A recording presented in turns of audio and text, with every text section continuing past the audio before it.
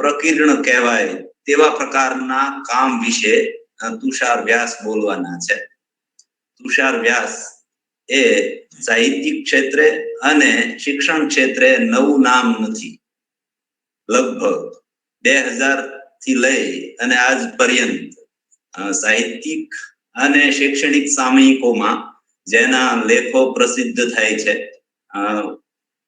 દાખલા તરીકે શબ્દસૃષ્ટિ, પરબ, શૈક્ષણિક સામયિકો ની વાત કરું તો પ્રગતિશીલ શિક્ષણ, શિક્ષણ પરીક્ષણ, આવા બધામાં તો આ એમનો સાહિત્યિક પરિચય અને એ સંદર્ભે શિક્ષણમાં એવા પ્રકારનું કામ કરે છે. આપણે એવા શિક્ષક જે બીજા શિક્ષકો માટે રોલ મોડલની ભૂમિકા ભજવે અને પોતાના વિષયના સંદર્ભે તુષારભાઈ અમરેલી જિલ્લાના જંગડ ગામમાં માધ્યમિક શાળામાં ઉચ્ચતર માધ્યમિક વિભાગમાં ગુજરાતી ભણાવે છે. માત્ર ગુજરાતી ભણાવતા નથી, પણ વિદ્યાર્થીઓને ભાષા પ્રત્યે પ્રેમ વ્યક્ત થાય, વિદ્યાર્થીઓ છે એ શિક્ષકને, વિદ્યાર્થીઓને બરાબરના આત્મસાત કરે એવા પ્રકારના પ્રયોગો કરી અને વિદ્યાર્થીઓની પ્રીતિ પ્રાપ્ત કરનારા એવા શિક્ષક છે. એમનું શિક્ષણ ક્ષેત્રે તો કાર્ય છે જ, સાથે સાથે સાહિત્ય ક્ષેત્રે પણ એમણે પોતાનો હિસાબ છે એ આપ્યો છે. એમાં એમણે ગોઠડી નામનો લલિત નિબંધ સંગ્રહ છે એ પ્રસિદ્ધ થયો છે. આ ઉપરાંત શિક્ષણ સંદર્ભના 3 પુસ્તકો, સરસ્વતી, સત્ય સમીપે, વિદ્યાયન.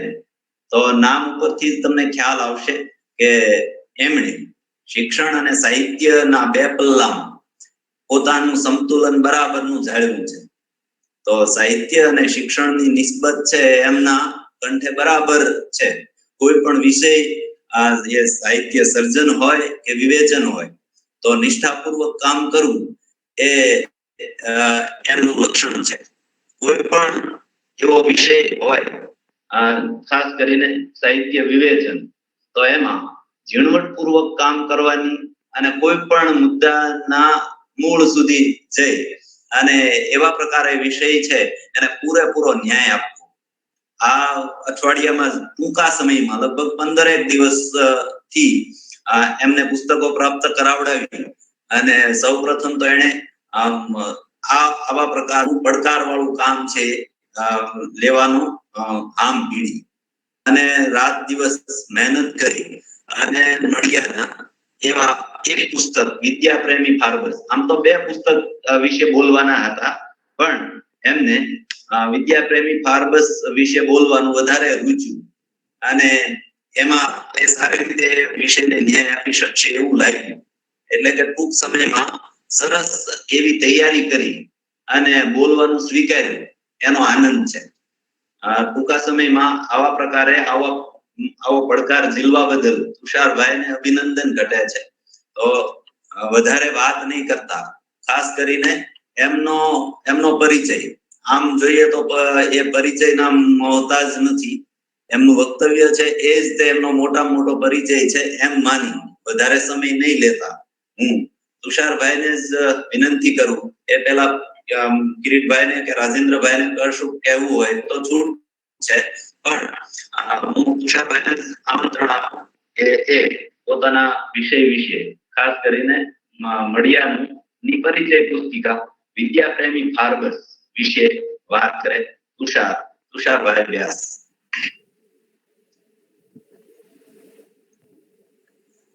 જી ધન્યવાદ પ્રવીણભાઈ. આપે જેમ કીધું એમ દુધાત સાહેબ કે રાજેન્દ્ર મહેતા સાહેબને કઈ વાત કરવી હોય તો.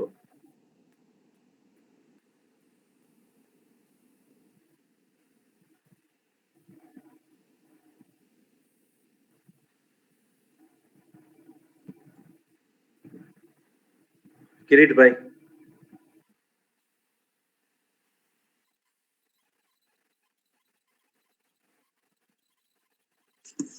તુષારભાઈ તમે શરૂ કરો. જી જી બિલકુલ. ધન્યવાદ પ્રવીણભાઈ. મહામના મડિયા મણકો 10 અંતર્ગત વિદ્યા પ્રેમી ફાર્બસ એક પુસ્તક આપવાનો અત્યારે ઉપક્રમ છે.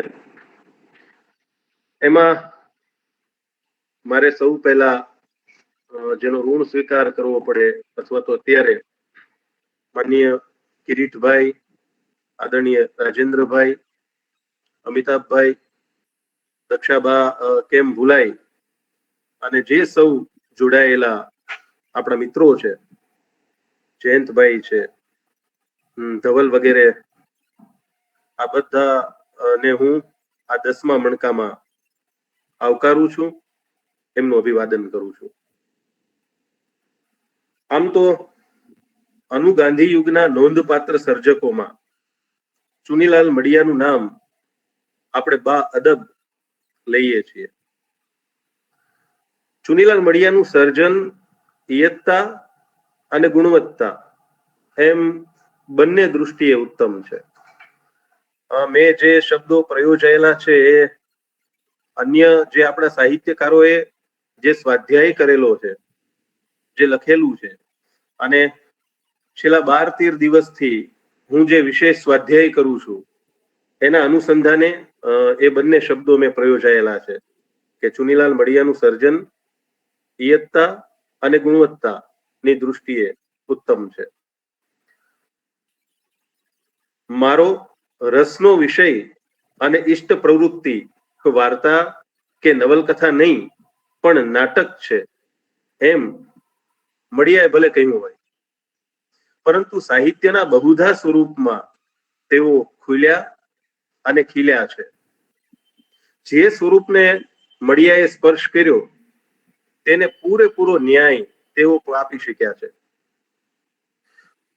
મડિયાએ કયા કયા સ્વરૂપમાં કામ કર્યું છે તેની વાત તો પૂર્વેના વક્તાશ્રીઓ દ્વારા થઈ ગઈ હોય, એ પિષ્ટ પેષણ હું ટાળીશ અને મારે મૂળ જે વિષયની વાત કરવાની છે એના ઉપર જ હું આવી જાઉં છું. પણ એ પૂર્વે ચુનીલાલ મડિયાને સમજવા માટે થઈ અને મેં કેટલાક એમના વિશે કહેવાયેલા અવતરણો એ જુદા ટાંક્યા છે. એ અવતરણો પહેલા તમારી સામે હું રજૂ કરીશ. એટલે સાહિત્યકાર મડિયા અને વ્યક્તિ વિશેષ મડિયા, આ બંનેનું કેવું સરસ મજાનું અદ્વૈત જોડાયેલું છે એની ઝાંખી આપણે જ્યારે ફાર્બસ વિશેની વાત માંડીશું ત્યારે આપણને થતી જશે. અને સમયાંતરે એ બધા બિંદુઓ પર હું મારો તર્જની નિર્દેશ કરતો જઈશ. પહેલા ચુનીલાલ મડિયા માટે કહેવાયેલા કેટલાક વિધાનો. રઘુવીર ચૌધરીએ 2 વસ્તુ નોંધી છે સર્જક મડિયા માટે. એમણે પહેલું જ વિધાન જે કર્યું એ અદ્ભુત છે. રઘુવીર ચૌધરીએ લખ્યું છે કે વ્યક્તિ મડિયા અને લેખક મડિયા જુદા પાડી શકાતા નથી. બહુ માર્મિક વિધાન છે. એને માત્ર આપણે અભિધાના સ્તરે મૂલવવા જઈશું તો બરાબર નહીં થાય. મોટાભાગે ક્યારેક એવું પણ બનતું હોય છે કે સર્જકનું લખાણ કંઈક જુદા પ્રકારનું હોય અને સર્જકની વ્યક્તિમત્તા પણ કંઈક જુદા પ્રકારની હોય છે. હા, આજ સવારે જ મિત્ર પ્રવીણભાઈ સાથે મારે વાત થઈ કુકડિયા સાથે, ત્યારે કેટલીક ચર્ચાઓ અમે કરતા હતા કે ભાઈ એક સર્જકનું લખાણ હોય છે જેમાં સર્જક જુદી જુદી માનસિકતા સાથે કેટલીક વાતો મૂકતો હોય છે, અને બીજું એક સર્જક નું પોતાનું અંગત જીવન હોય છે જે ઘણી વખત જુદું હોય છે. એટલે એમનું સર્જન અને સર્જન વિશેષનો વિષય અને પોતાનું જીવન આ ઘણી વખત જુદું પડી જતું હોય છે. ઘણી વખત તો બંને ધ્રુવો વચ્ચે ખૂબ ખાસું બધી ખાઈ આપણને જોવા મળતી હોય છે. હવે એવે વખતે ચુનીલાલ મડિયામાં એ અદ્વૈત એવું સરસ મજાનું સદાણું છે જેને રઘુવીરભાઈએ બહુ આ ટૂંકા શબ્દોમાં આપણી સામે મૂક્યું કે વ્યક્તિ મડિયા અને લેખક મડિયા એને જુદા પાડી શકાતા નથી. પેલો અનન્વય અલંકાર જેમ આપણે પ્રયોજીએ છીએ અદ્દલ એવું જ અહીંયા દેખાય છે. અને રઘુવીરભાઈ જ એક બીજું નાનું વિધાન કરે છે, જે હું માનું છું કે મળિયાને સમજવા માટે બહુ ઉપયોગી છે. બીજું વિધાન એમણે એવું કર્યું કે મળિયા એકે હજારા હતા. હવે જુઓ તમે કે આ જે બધા અવતરણો આપણી પાસે આવ્યા, રઘુવીરભાઈના 2 અવતરણો, તો એ મળિયાને બરાબર રીતે પીછાણી શીખ્યા છે, એમના સાહિત્યને પીછાણી શીખ્યા છે, એમની વ્યક્તિમત્તાને બરાબર રીતે ઓળખી શક્યા છે. અને એની ફલશ્રુતિ સ્વરૂપે, એના પરિપાક રૂપે આ બંને વસ્તુ આપણી પાસે એને મૂકી છે, જેમાંથી આપણને મળિયાના વ્યક્તિત્વની ખબર પડે છે. જયંતિ દલાલે આટલી વસ્તુ નોંધી એના વિધાનમાં કે મળિયા રાગ દ્વેષ છુપાવતા નહીં. અહીંયા આપણને મળિયાની પારદર્શકતાની અનુભૂતિ થાય છે. નિરંજન ભગત પણ સરસ નોંધે છે. એમણે નોંધ્યું કે મેં જીવનમાં વાતોનો સૌથી વધુ આનંદ લૂંટ્યો હોય તો ભાઈ મળિયા સાથે છે. અહીંયા પણ નિરંજનભાઈ એવું જ્યારે કહે કે ભાઈ સૌથી વધારે વાતોનો આનંદ મેં લૂંટેલો છે, તો એવે વખતે મળિયાની સાહિત્યિક ભોં કેટલી બધી સમૃદ્ધ હશે એ વાતની પણ પ્રતીતિ આપણને થાય છે. હરીન્દ્ર દવે ચુનીલાલ મળિયાના સાહિત્ય સર્જન બાબતે બહુ સરસ વાત કરી. લખે છે કે મળિયાની સર્જકતાના મૂળ જિંદગીમાં રોપાયા હતા. મળિયાના એકાંકીઓ જોઈએ, મળિયાનું વાર્તા વિશ્વ જોઈએ, આ બધામાં જે આબોહવા છે, એ આબોહવા મૂળે તો જીવન સાથે વણાયેલી અને જોડાયેલી હોય છે. એટલે વાસ્તવિકતા જે છે એ હંમેશા મળિયા એમની નવલકથાઓમાં, એમની વાર્તાઓમાં અને એમના એકાંકીઓમાં રજૂ કરી છે. એ વાત હરીન્દ્રભાઈએ આ ટૂંકા વિધાન દ્વારા સરસ રીતે કરી છે.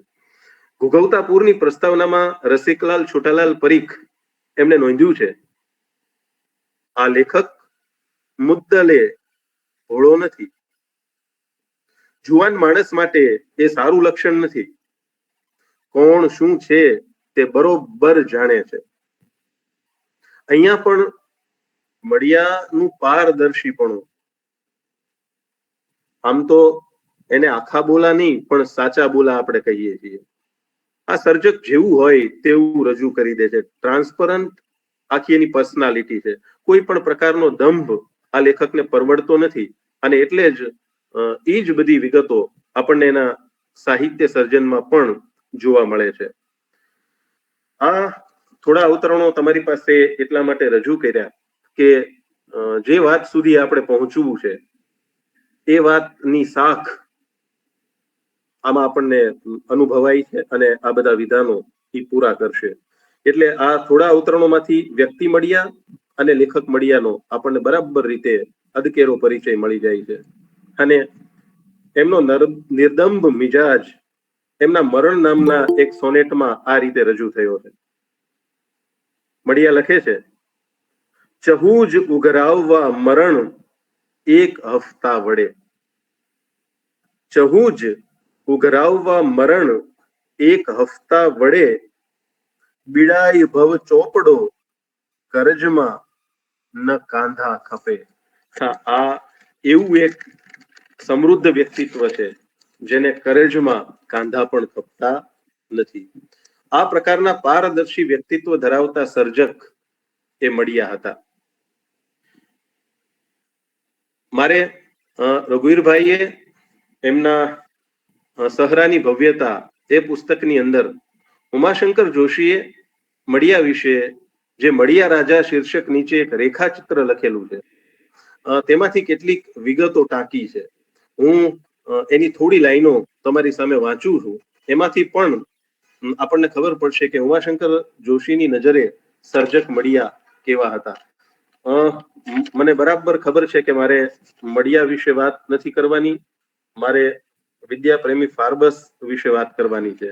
પણ હું ફરી યાદ દેવડાવું છું કે આ પ્રસ્તાવના મળિયાના સ્વભાવ વિશેની એ પેલા પુસ્તકમાં કઈ રીતે જોડાયેલી છે એની આપણને ખબર પડશે.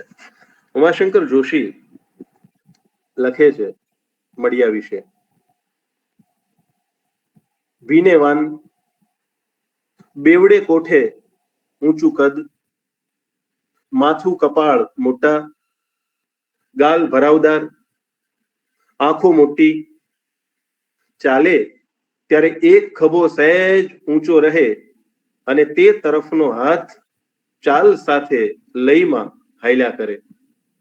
કોઈની પણ શરમ રાખ્યા વગર મોઢા મોઢ ટીખળપૂર્વક ટીકા કરી લેવાની શક્તિ, જરીક પણ પોતાનો ભાર ન લાગે એ રીતે મળવાની એમની કળા. મળિયાની સોબતમાં હો ત્યારે નાના મોટા બધા એમના રાજ્યમાં. ચિંતા એમણે કરવાની. અને પછી સરસ નોંધ્યું છે કે બધા રેખા ચિત્રો આવા જીવંત બની શકતા નથી. રઘુવીર ચૌધરી લખે છે, લેખક ઉમાશંકર હોય તો પણ વિષય તરીકે મળિયા જોઈએ. તો આમાંથી પણ આપણને સર્જક મળિયા કેવા હતા એ ઉમાશંકરની નજરે આ ચિત્ર આખું ઝીલાયું છે. મળિયાએ રંગદા એકાંકીના અંદરના પ્રથમ પાના પર રાજેન્દ્ર શાહની જે પંક્તિ મૂકી છે એ પંક્તિ પણ સૂચક છે. ઝીલાઈ તેમ ઝીલતો સહુ સૃષ્ટિ રંગ. આ સર્જકે સાહિત્યના વિવિધ સ્વરૂપોના રંગો ઝીલ્યા છે. એમાંનો એક રંગ અર્થાત તેમણે લખેલી પરિચય પુસ્તિકા વિદ્યા પ્રેમી ફાર્બસ. આમ તો આપણને એમની પાસેથી 3 પરિચય પુસ્તિકાઓ પ્રાપ્ત થાય છે. એક છે ગુજરાતી સાહિત્યમાં ડોક્યું, બીજું છે ગાંધીજીના ગુરુઓ અને ત્રીજું છે વિદ્યા પ્રેમી ફાર્બસ. આપણે જે ચર્ચા કરવાની છે વિદ્યા પ્રેમી ફાર્બસની વાતો તમારી સામે મૂકવાની છે. આમાં આ જે પુસ્તિકા છે એ ફલકની દૃષ્ટિએ તો નાના કામ જેવી આપણને લાગે, પણ મળિયાએ સહેજ પણ નાનપ અનુભવ્યા વિના નિસ્બત પૂર્વક આ પુસ્તિકામાં ફાર્બસ સાહેબનું ચરિત્ર એ સરસ રીતે કંડારેલું છે. હરીન્દ્ર દવેએ મળિયાનું વિધાન એક ટાંક્યું છે, એ પણ અહીંયા તમારી સામે રજૂ કરું કે આપણે શું લખીએ છીએ તેનો નિર્ણય સમય કરશે. અત્યારે આ શતાબ્દી વર્ષ નિમિત્તે એ સમય આવી ગયો છે કે મળિયાએ જે કંઈ લખેલું છે એ આ સમયે કેટલું ઉજળું થઈ અને આપણી સામે આવ્યું છે. એમણે આ નાની પુસ્તિકા લખી છે વિદ્યા પ્રેમી ફાર્બસ, તો સમય આવી ગયો છે એને એકવાર ઉલટભેર ફરીવાર તપાસવાનો. અત્યારે શતાબ્દી વંદના નિમિત્તે તમારી સામે એ વાત મૂકું છું. વિદ્યા પ્રેમી ફાર્બસમાં પ્રવેશ કરતા પહેલા આપણે, આમ તો શિક્ષક છું એટલે મને એ વાતની બરાબર જાણકારી છે કે આપણા બધા વિદ્યાર્થીઓ કે બાળકો એને હંમેશા એવું જ ભણાવવામાં આવેલું છે કે ભાઈ અંગ્રેજો ખરાબ હતા. દરેક પ્રકારના અંગ્રેજોએ આપણા ઉપર અનેકો પ્રકારના સિતમો ગુજારેલા છે. એટલે આજે નવી પેઢી અને નાની પેઢી જે છે એના મનમાં આ એક પક્ષીય વિચાર જ છે કે ભાઈ અંગ્રેજ તો કે ખરાબ, અંગ્રેજ તો કે ખરાબ, અંગ્રેજ તો કે ખરાબ. પણ એની સામે કેટલાક અંગ્રેજો આપણા માટે ખૂબ ઉપયોગી નીવડેલા, એ જે નાની પણ ઉજળી બાજુ છે એ તરફ કોઈ શિક્ષક એનું ધ્યાન દોરતું નથી. અને વિદ્યાપ્રેમી ફાર્બસમાંથી આપણે જ્યારે પસાર થશું ત્યારે આપણને એ વાતની પણ પ્રતીતિ થશે. અત્યારે મુકુંદરાય પારાશર્યએ પ્રભાશંકર પટ્ટણી વ્યક્તિ દર્શન એવું જે લખેલું છે લખાણ, એમાંથી એક નાનું દૃષ્ટાંત ટાંકી અંગ્રેજોની આપણા તરફની કેટલીક વિધાયક દૃષ્ટિનું પછી આપણે વિદ્યાપ્રેમી ફાર્બસની વાત કરીએ. તો મુકુંદરાય પારાશર્યએ પ્રભાશંકર પટ્ટણી વ્યક્તિ દર્શનમાં અંગ્રેજોની ઉજળી બાજુનો એક દાખલો નોંધ્યો છે, જેમાં શ્રી પ્રભાશંકર ભાવનગરના એ વખતે દિવાન હતા. બંદરી કરારના હક સામે ભાવનગર રાજ્યે કરઝન સરકાર અને એ પછી મિન્ટો સરકારને ઘણી બધી અરજીઓ કરેલી, પણ દાદ ન મળી. 9 વર્ષની પ્રતીક્ષા છતાં પરિણામ ન આવતા પ્રભાશંકર પોતે ઇંગ્લેન્ડ જાય છે. હવે તે વખતના secretary of state for India lord મોરલીને મળે છે અને રૂબરૂ આ બધી વાત સમજાવે છે.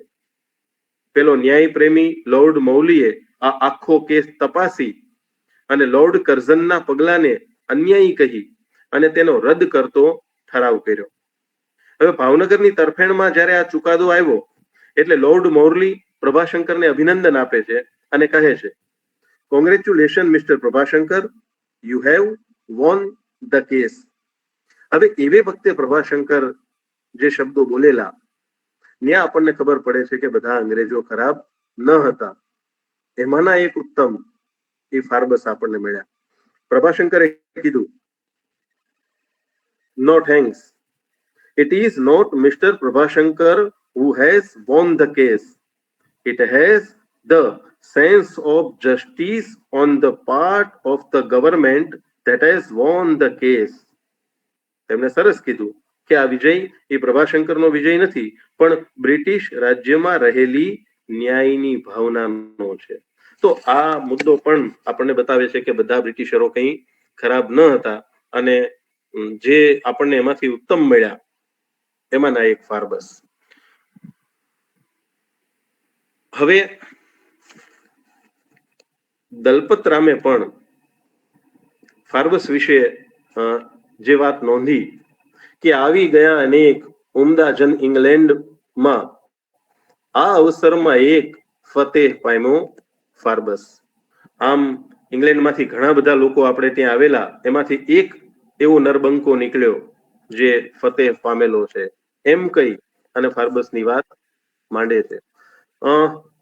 આમ તો એમણે ફાર્બસના ઘણા બધા ગુણો પણ ગણાવેલા છે. એક એક આંગળી ચીંધી અને દલપતરામે તો ફાર્બસ આપણને કેવી રીતે ઉપયોગી થયા એની આખી એક સૂચિ આપી છે. જેમ કે હું એના દલપતરામના શબ્દોમાં રજૂ કરું કે ફાર્બસે કયા કયા કામ આપણા ભાષા સાહિત્ય માટે અને સંશોધન માટે કરેલા છે. દલપતરામ લખે છે, એક તો સાહેબ લોક તણો હિન્દુ સાથે સ્નેહ,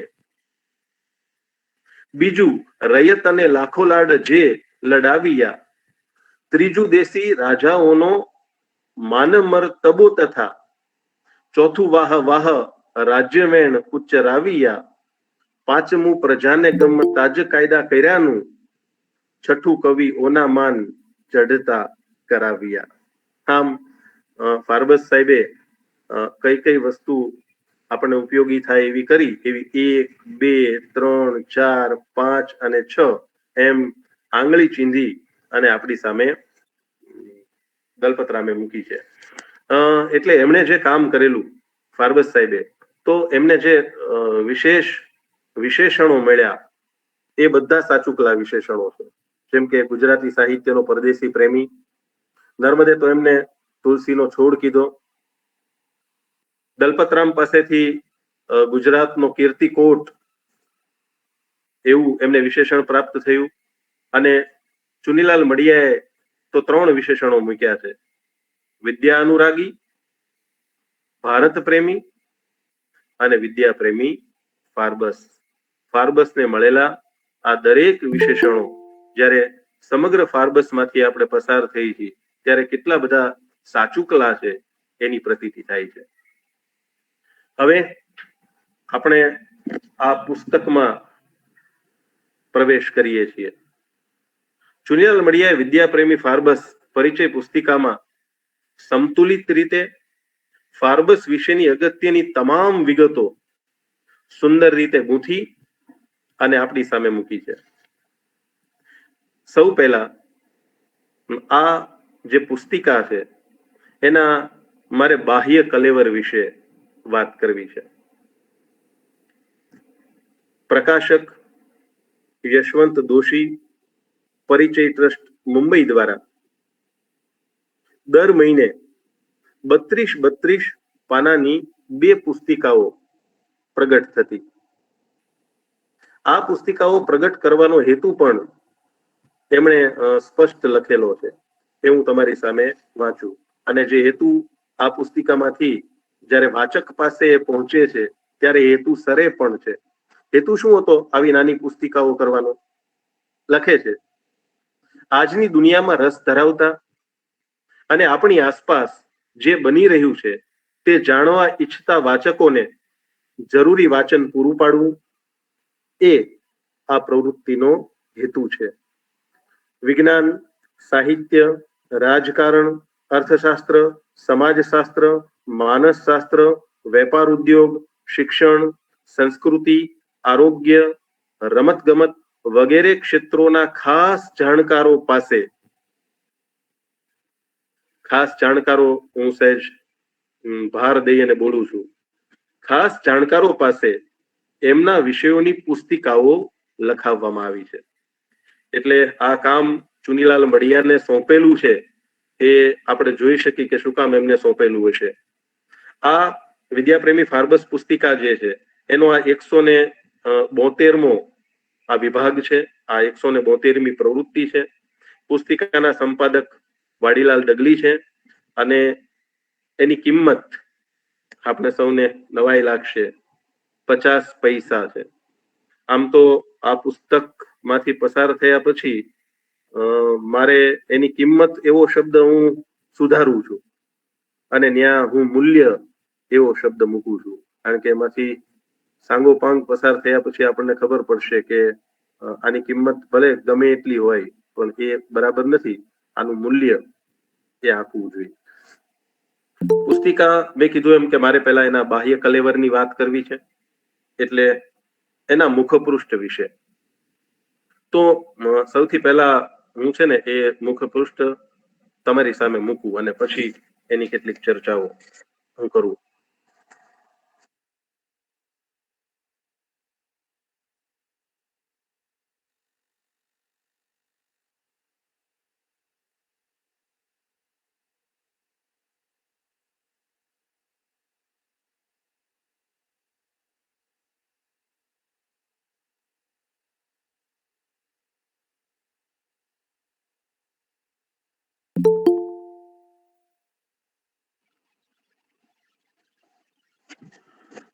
સ્ક્રીન પર દેખાય છે ને? હા, દેખાય છે, બરાબર દેખાય છે ને? ઓકે. તો આમ જોઈ તો પહેલી દૃષ્ટિએ આ બહુ સાદું આપણને એનું મુખપૃષ્ઠ લાગે, પણ આ મુખપૃષ્ઠ બરાબર રીતે સૂચક છે. ધ્યાનથી જોનારને અભિધાથી વ્યંજના સુધી દોરી જતું આ અનુભવાય છે. બરાબર રીતે આપણે જોઈએ તો ખબર પડે કે સામે છે ને એક દ્વાર છે. એ દ્વારમાં પાછી એક બારી છે. એ બારી ખુલેલી છે અને ખુલેલી બારીમાં શીર્ષક નોંધાયું છે, વિદ્યાપ્રેમી ફાર્બસ. જો કેટલું બધું આમ મજા પડે એવું છે. આખું સૂચક છે કે વાચકે બરાબર સ્મરણમાં રાખવાનું છે કે આ પરિચય પુસ્તિકા છે. એટલે મારે બારીમાંથી જેટલું જોઈ શકાય ફાર્બસ વિશે એટલું જોવાનું છે. આપણને ખબર છે કે કઈ બારીમાંથી આપણને ખંડનું પૂરેપૂરું બધું દેખાશે નહીં. એની અંદર રાખેલો બધો અસ્વાબ તમે અને હું નહીં જોઈ શકીએ, પણ બારીમાં ડોકું ડાબે જમણે ફેરવી અને જેટલું દેખાય એટલું જોયા પછી વાચકની અને ભાવકની જિજ્ઞાસા વૃત્તિ વધે છે. આમ તમે આખી વસ્તુ જ મજા આવે એવી છે. રાજેન્દ્રભાઈ, કિરીટભાઈ, પ્રવીણભાઈ, કે ફાર્બસ વિશે જે થોડું ઘણું આપણને આમાંથી જોવા જાણવા મળે છે, પછી વાચક જે છે ને એ ફાર્બસ વિશે વધારેમાં વધારે વાંચવા માટે એ દોરાશે અને પ્રેરાશે. એટલે બારીમાંથી જેટલું જોવાય એટલું ભાવક જોવે છે અને પછી વિશેષ જિજ્ઞાસા સાથે અન્ય સંદર્ભોની ઊંચીઓ મેળવી અને એને પેલો દરવાજો ખોલવાનો છે. એ દરવાજો ખોલી અને પછી પોતાની જિજ્ઞાસા જે છે એ સંતોષવાની છે. એટલે અહીંયા જેટલી વસ્તુ આપણને જોવા અને જાણવા મળે છે એનાથી વાચકને મજા પડે છે. અને આટલું છે તો બીજું વિશેષ કેટલું હશે એમ જાણી અને આ પરિચય પુસ્તિકા પૂર્ણ કર્યા પછી ફાર્બસ વિશે વિશેષ જાણવા માટે એ પ્રવેશ લેશે બીજામાં. તો આખું આ મને તો મુખપૃષ્ઠ બહુ ગમ્યું. આમ પહેલી નજરે જોઈ ત્યારે આપણને એમાં કઈ ખાસ લાગે નહીં, પણ જે રીતે એનો ફોકસ છે, સ્પોટલાઇટ છે, મારે મળ્યા એકાંકીની પરિભાષામાં કહેવું હોય તો એ સરસ રીતે સામે મુકાયો છે. તો આ એના બાહ્ય કલેવરમાં એના મુખપૃષ્ઠ વિશેની વાત. હવે આમ જોઈએ તો આ પુસ્તિકાનું ફલક જે છે ને એ નાનું છે.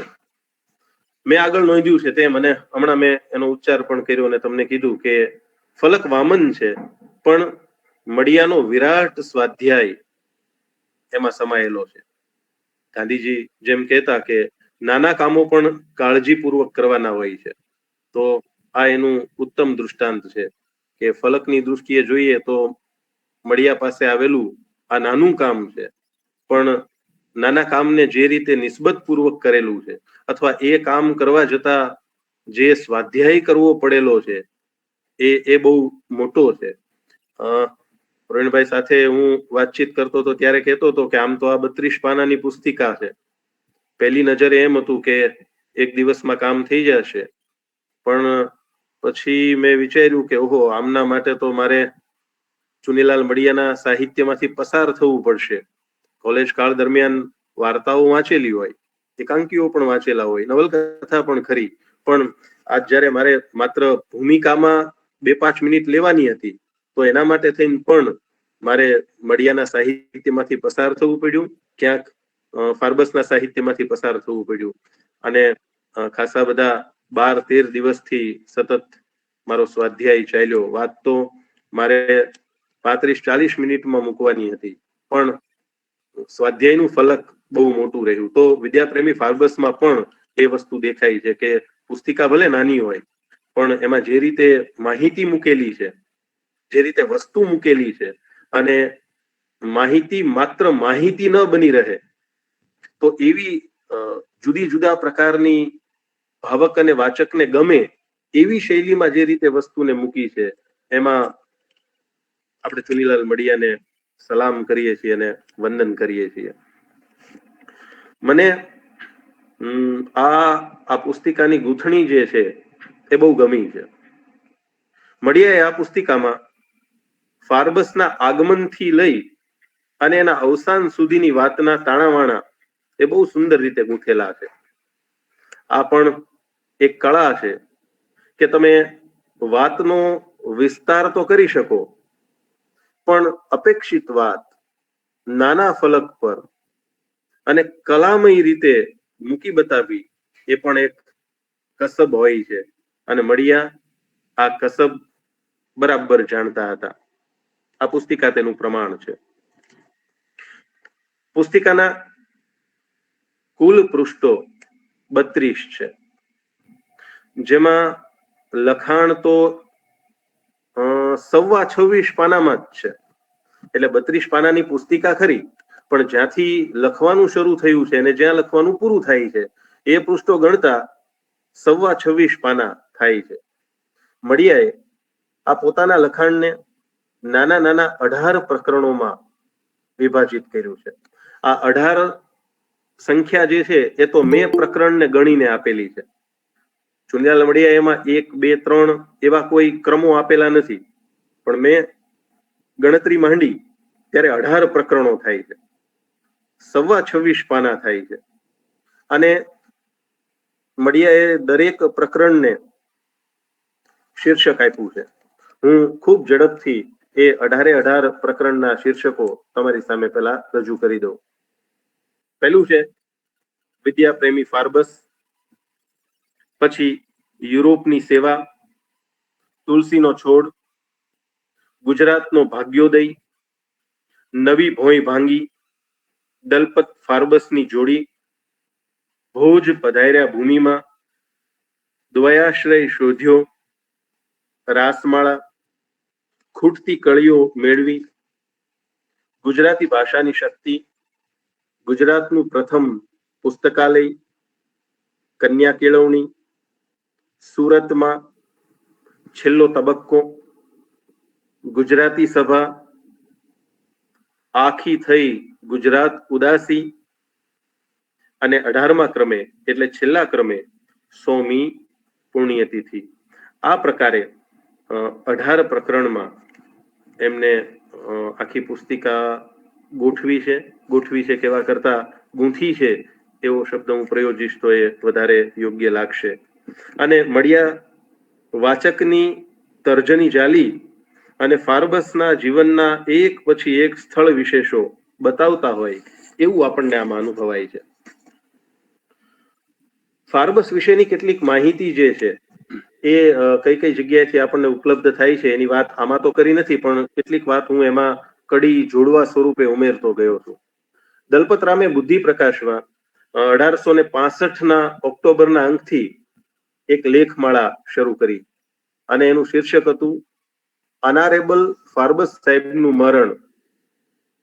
એનો છેલ્લો લેખ 1866ના ડિસેમ્બરમાં છપાણો.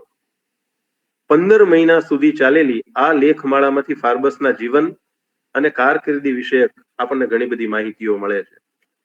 મનસુખરામ સુરીરામ ત્રિપાઠીએ પણ ફાર્બસ જીવન ચરિત્ર લખેલું છે, જે ફાર્બસ ગુજરાતી સભાએ 1869માં પ્રગટ કર્યું. પણ આ બધા સંદર્ભો સુધી બહુ ઓછા લોકો પહોંચી શકે છે. આ અત્યારના ઝડપી યુગમાં ફાર્બસ વિશે કોઈ જાણકારી મેળવવી હોય આસાનીથી તો આ પુસ્તિકા જે છે એ આશીર્વાદ સ્વરૂપ છે. મારું માનવું છે કે મળિયાની આ પુસ્તિકા તરફ પણ બહુ ઓછા લોકોનું ધ્યાન ગયેલું છે. બાહ્ય કલેવર વિશેની વાત પૂરી કરી અને હવે આપણે એના આંતર વિષયોમાં પ્રવેશીએ છીએ. તો પહેલું પ્રકરણ જે છે, હું બધા પ્રકરણની વાત અહીંયા કરવાનો નથી, બરાબર, અપેક્ષિત સમયની અંદર હું મારી વાત પૂરી કરીશ, પણ જ્યાં જ્યાં મારે નિર્દેશ કરવાનો છે ફાર્બસ સાહેબનો એટલી વસ્તુઓ હું તમારી સામે મૂકીશ. પહેલું પ્રકરણ છે વિદ્યાપ્રેમી ફાર્બસ. મળિયા આ પ્રથમ પ્રકરણનો પ્રારંભ જે રીતે કરે છે એમાં તેની વાર્તાકાર તરીકેની શૈલીના દર્શન થાય છે. એટલે બે વસ્તુ અહીંયા નોંધવા જેવી છે. એક, એ ફાર્બસ વિશે પણ માહિતી આપણને આપતા જશે અને એમની માહિતી આપવાની શૈલી, ટાઈપ ઓફ એક્સપ્લેન જેને આપણે કહીએ છીએ, એ બહુ મસ્ત છે. ક્યારેક કેવું બને કે કેટલીક પુસ્તિકાઓ, માહિતીની પુસ્તિકાઓ આપણે વાંચતા હોય તો એ બહુ નીરસ હોય. એના બદલે આ તો મળિયા છે અને મળિયા માહિતી પણ જે શૈલીમાં આપે છે ત્યારે ભાવક અને વાચક એની સાથે બરાબર રીતે જોડાય છે. જુઓ, પહેલા પ્રકરણનો પ્રારંભ મળિયા આવી રીતે કરે છે. વિદ્યાપ્રેમી ફાર્બસ. મુંબઈના મેલિંગ્ટન રોડમાંથી ફંટાતો વિઠ્ઠલભાઈ પટેલ માર્ગ તો સાવ ટચુકડો અને સાંકડો છે, પણ એ ગલીમાં બે મહત્વના ચેતના કેન્દ્રો કામ કરે છે. એમાંનું એક કોંગ્રેસ હાઉસ, તે ભારતની રાષ્ટ્રીય રાજકીય અસ્મિતાનું પ્રતીક, અને બીજું ફાર્બસ ગુજરાતી સભાગૃહ, તે મુંબઈ ગુજરાતના સાંસ્કૃતિક નવજાગરણનું પ્રતીક. આમાંની બીજી સંસ્થાનું નામકરણ આજે કોઈને જરા કૌતુક પ્રેરક લાગે, કેમ કે ફાર્બસ જેવું કોઈ વિશેષ નામ તો અંગ્રેજી ભાષામાં છે જ નહીં. જે મહાન ગુજરાત પ્રેમી અંગ્રેજ અમલદારની પુણ્ય સ્મૃતિમાં આ નામકરણ થયું છે, એમનું આખું નામ તો એલેક્ઝાન્ડર કિનલોક ફોર્બ્સ હતું, પણ લોક જીભે એનો ઉચ્ચાર ફાર્બસ થતો આવ્યો છે. તો તમે જુઓ, અહીંયા બે વસ્તુ મેં કીધી.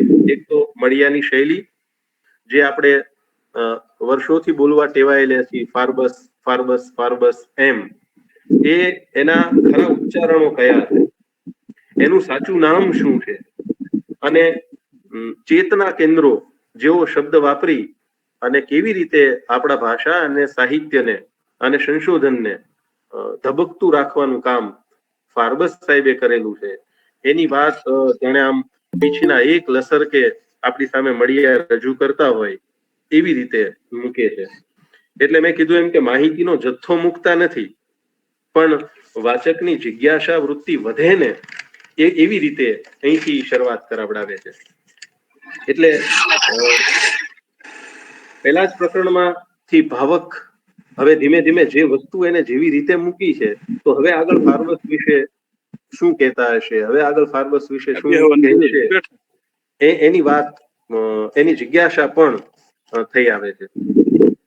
મને યાદ આવે કે સંસ્કૃતમાં દંડી જે છે એમણે દશકુમાર ચરિત લખેલું છે, અને દશકુમાર ચરિતમાં જયંતભાઈ ગુણવતી કન્યાની વાત આવે છે. ગુણવતી કન્યાની, તે ગુણવતી કન્યામાં પેલી કન્યાએ માત્ર એક પ્રસ્થ ડાંગર વડે પોતાની વિચક્ષણ બુદ્ધિથી જે રીતે શક્તિકુમારને ભરપેટ ભોજન કરાવેલું હતું, અને જ્યારે ભોજન એ કન્યા કરાવતી હતી અને શક્તિકુમાર જ્યારે ભોજન કરે છે, તો એવે વખતે શક્તિકુમારની બુભુક્ષા વધે એ માટે એવા એવા પ્રકારની વાતો પણ કરતી જાય છે. એ એટલા માટે યાદ આવે કે મળિયાએ જે પ્રકારે ફાર્બસમાં આપણને પ્રવેશ કરાયો, તો હવે એવી એવી વાતો આપણી પાસે મૂકતા જાય છે કે વાચક ધીમે ધીમે ધીમે ધીમે હવે પછી શું થશે, હવે મળિયા શું કહેવાના છે ફાર્બસ વિશે, એમ એની સાથે દોરાતા જાય છે. એટલે એ આખી એમની રીત બહુ મજા પડે એવી છે. પેલા પ્રકરણમાં આ રીતે ફાર્બસનો પ્રવેશ કરાવડાવે છે આપણી સામે, અને માહિતી પણ એવી રીતે આપે છે જેથી કરી અને જૂનું જે બધું આપણે વિચારેલું છે એ ધીમે ધીમે ધીમે ધીમે અસલ વસ્તુ જે છે એ ખબર પડતી જાય ને પેલું ભૂસાતું જાય. બીજા પ્રકરણમાં મળિયાએ જેઝુટ પાદરીઓ, મેક્સ મુલર, ડેનિલો, William Jones, Monier, Colonel Tod, Grant Duff, Molesworth, આ બધાનો ઉલ્લેખ કરી અને દરિયાપારના લોકોએ ભારતીય સાહિત્યની ઘણી રીતે સેવા કરેલી એની વાત લખી છે. હવે આ બધાની વાત કરી અને મળ્યા પછી તરત ફાર્બસ વિશે લખે છે, ગુજરાતી ભાષા, સાહિત્ય અને સંસ્કાર જીવનનો આવો ઋણ સ્વીકાર ગ્રંથ રચાશે ત્યારે એમાં ફાર્બસ સાહેબ ખાસો મોટો ખંડ રોકશે. ઉપર જે નામની સૂચિ આપી પછી તરત જ મળિયા આ વસ્તુ મૂકે છે કે જ્યારે ફાર્બસ વિશે આપણે ત્યાં લખવાનું થશે ત્યારે બહુ મોટી જગ્યા પેલા ગ્રંથમાં એ રોકશે. એના ઉપરથી પણ આપણને ખબર પડે છે કે ફાર્બસ સાહેબે આપણા ભાષા સાહિત્ય માટે કેવું બહુ મોટું ગંજાવર કામ કરેલું છે, કેવો મોટો દાખલો એમણે કરેલો છે. મળિયા જ્યારે આ બધી વિગતો આપણને આપે છે ત્યારે તેમના ઊંડાણપૂર્વકના સ્વાધ્યાયનો પરિચય પણ આપણને થતો જાય છે. એટલે હું અહીં મારી વાતમાં બે વસ્તુને જોડીને રાખીશ. એક, ફાર્બસ વિશે ચુનીલાલ મડિયા શું કહે છે, અને બીજું ચુનીલાલ મડિયાની પોતાની પ્રતિભા પણ આની અંદર કેવી રીતે પ્રગટ થાય છે આ વાત મૂકવામાં. બને ત્યાં સુધી હું એ સંતુલન જાળવવાનો પ્રયત્ન કરીશ, અને એવી રીતે જ મેં મારો સ્વાધ્યાય કરેલો છે. એટલે બીજા પ્રકરણમાં આ વાત આવી છે. આગળ ફાર્બસ સાહેબનું આગમન એ આપણા માટે, ગુજરાતીઓ માટે અને આપણી ભાષા માટે જેવું આશીર્વાદ રૂપ નીવડેલું છે એની વાત એ પુસ્તિકામાં આપણને કરે છે. એમનો જન્મ, આમ તો જન્મની વિગત જે છે એ પુસ્તિકામાં નથી આપી. મેં હમણાં પણ ઉલ્લેખ કર્યો કે કેટલીક વિગતો જે છે એ મેં અન્વેષણ કરી અને ઉમેરેલી છે અને મૂકેલી છે. એટલે ફાર્બસ સાહેબનો જન્મ 7/7/1821, એમનું અવસાન 31/8/1865. એટલે ગણતરી કરતા 44 વર્ષ 1 મહિનો અને 23 દિવસ આ વિદ્યાપ્રેમી માણસ શ્વેશો છે. હવે 15 નવેમ્બર 1846 એ આપણી ધરતી પર પગ મૂકે છે. 2 જ મહિનામાં હિન્દુસ્તાનની ભાષાનો આ ફાર્બસ અભ્યાસ કરી લે છે. નવેમ્બરમાં અમદાવાદમાં મદદનીશ કલેક્ટર તરીકે આવે છે.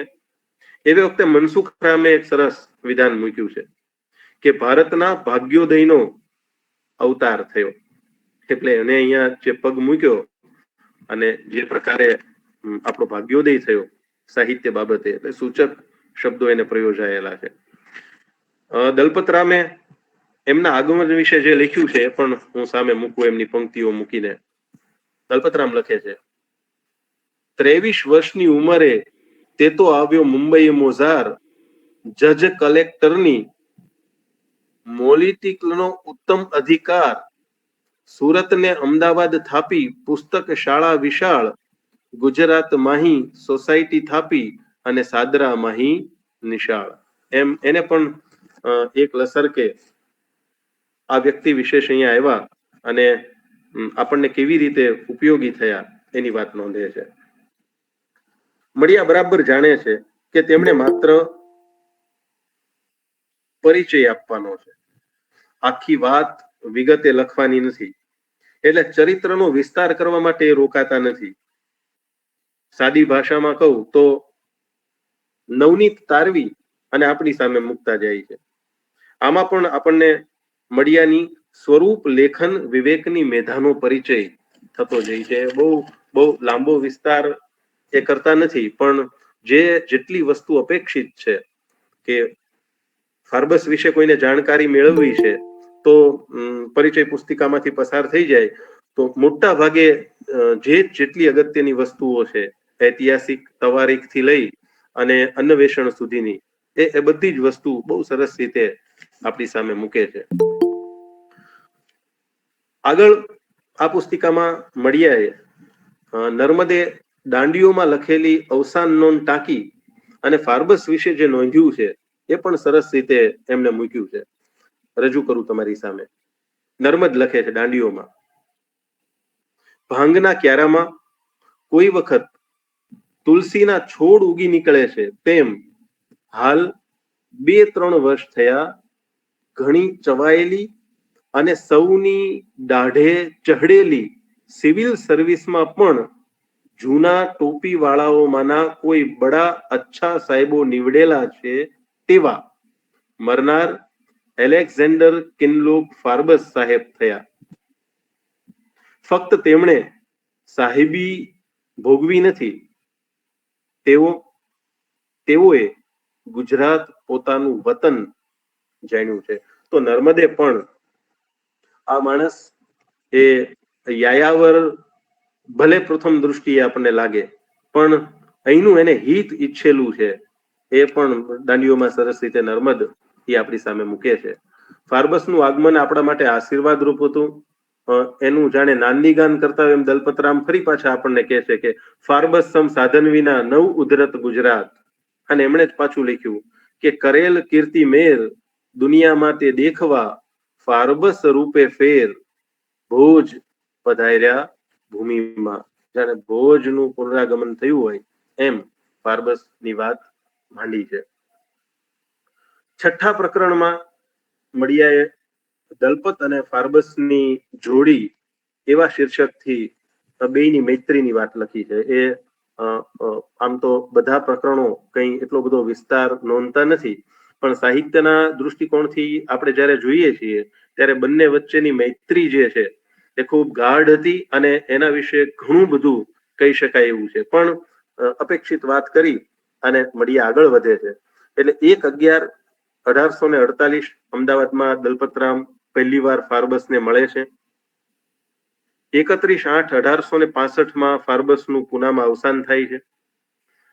એ તવારીખોને આપણે મેળવીએ છીએ ત્યારે ખબર પડે છે કે બંને વચ્ચેની મૈત્રી જે છે એ 18 વર્ષ સુધી રહી.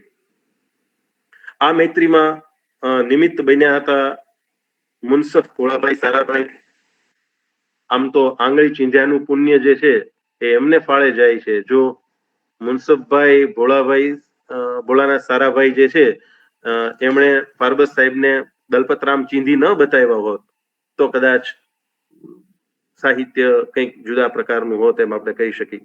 દલપતરામ અને ફાર્બસના પ્રથમ મિલનને મળિયાએ દલપતરામની આ પંક્તિઓ ટાંકી અને આપણી સામે મૂક્યું છે.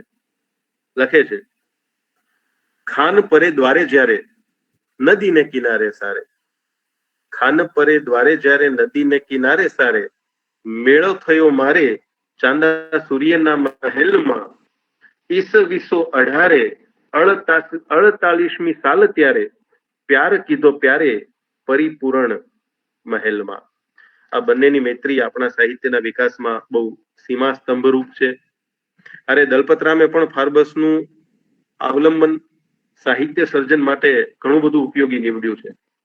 મનસુખરામે નોંધ્યું છે કે દલપતરામનું ખરું કવિત્વ ફાર્બસથી પ્રગટ થયું છે. અને દલપતરામે પણ લખેલું છે કે ભાઈ ફાર્બસ કેવી રીતે મને ઉપયોગી થયા છે. દલપતરામે કહ્યું છે કે કહે દલપતરામ ફાર્બસ કિન લાક વિના કાવ્યની કિંમત હવે કોણ જાણનાર છે. તો દલપતરામ પણ બરાબર રીતે જાણતા હતા કે મારા સાહિત્ય ને કેટલા ઉપકારક એ નીવડ્યા છે. ઉદ્દીપક વિભાવ આખો એમણે પૂરો પાડેલો છે. આમ જોઈએ તો બંને એકબીજાની શોધમાં હોય એવું હતું. મને હરીન્દ્ર દવેની પંક્તિ યાદ આવે કે શોધતો હતો ફૂલ અને ફોરમ શોધતી હતી મને. ફાર્બસ મળતા પૂર્વે દલપતરામે જે લખેલું છે તે હું અહીંયા તમારી સામે પહેલા રજૂ કરું. કાવ્ય અલંકાર તણા ગ્રંથનો અભ્યાસ કરી જીવ જોડી રાખ્યો તો મેં કવિતાની જકમાં. શોધતો હતો હું કોઈ શાણો સરદાર નર, બોલતો હતો હું મહાનાથને મુલકમાં. કોઈ દિલદારને ઉદારને દરબારમાં હું, રહેવા રૂચિયાત રાખતો ઈશકમાં. દિલમાં વિચારતો હું હતો દલપતરામ કહે. જોજો આ શબ્દો. દિલમાં વિચારતો હું હતો દલપતરામ કહે, ફાર્બસ તણું તેડું આવ્યું તેવી તકમાં. ફાર્બસ તણું તેડું આવ્યું તેવી તકમાં. તો અહીંયા કદાચ દલપતરામ પણ કોઈની પ્રતીક્ષામાં હતા અને સામે પક્ષેથી એ પ્રતીક્ષા પૂર્ણ થઈ. આ બંને વચ્ચેની મૈત્રી અન્યોન્ય માટે અને આપણા કલા સાહિત્યના વિકાસ માટે પણ ખૂબ જ ઉપયોગી નીવડી. આમ તો ફાર્બસને સનદી અધિકારીને બદલે સ્થપતિ થવાનું હતું. એના માટે એને જ્યોર્જ બાસ્સેવીની પાસે તાલીમ પણ લીધી હતી. પણ આ તરુણ અંગ્રેજને હાથે ગુજરાતના સંસ્કાર સ્થપતિ તરીકેની કામગીરી નિર્માણ કરી હશે. તેથી ઈસ્ટ ઇન્ડિયા કંપનીની સનદી નોકરી માટેની એમણે તાલીમ લીધી. દલપતરામ મળ્યા તે પૂર્વે સર વિલિયમ જોન્સ રચિત ભારતીય સાહિત્યના ગ્રંથો ફાર્બસને ઇનામમાં મળ્યા અને આ ગ્રંથો સંસ્કાર દીક્ષા સમાન બની રહ્યા. ફાર્બસે આ ઇનામમાં મળેલા બધા ગ્રંથો જે છે એ પોતાના ગ્રંથાલયમાં સાચવીને રાખેલા છે. એટલે મૂળે તો આ ગ્રંથો જે ઇનામમાં મળ્યા એ ગ્રંથો વાંચી અને આપણા સાહિત્ય તરફ ફાર્બસ સાહેબ પ્રેરણા. આ બધી વાત, આ ઐતિહાસિક તથ્યો સરસ રીતે મળિયાએ આ પુસ્તિકામાં આપણી સામે રજૂ કર્યા છે. એટલે મળિયા આ પ્રકારની પાયાની માહિતી આપણને આપતા જાય છે. આપણા સાહિત્યની આપણને કદર ન હતી એવા સમયે કલા સાહિત્ય મર્મગ્ન ફાર્બસે જે કાર્ય કર્યું હતું એના વિશે પણ મળિયાએ નોંધ કરી છે અને લખ્યું છે કે મૂલ્યવાન સાહિત્ય ગ્રંથોને ઇતિહાસ ગ્રંથોની પોથીઓ ઉધઈપૂત થઈ અને પસ્તીમાં વહેંચાઈ રહી હતી ત્યારે આ વિદ્યા પ્રેમી અંગ્રેજે એનો ઉદ્ધાર કર્યો.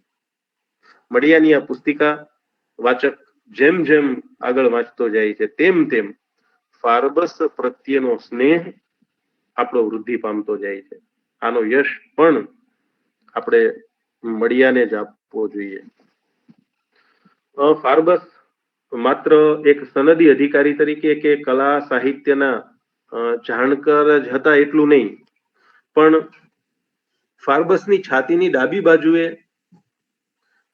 આપણા તરફની એટલે કે ભારત તરફની, ભારતના લોકો તરફની, ગુજરાત તરફની કલા અને સાહિત્ય તરફની સાચુકલી સંવેદના પણ ધબકતી હતી.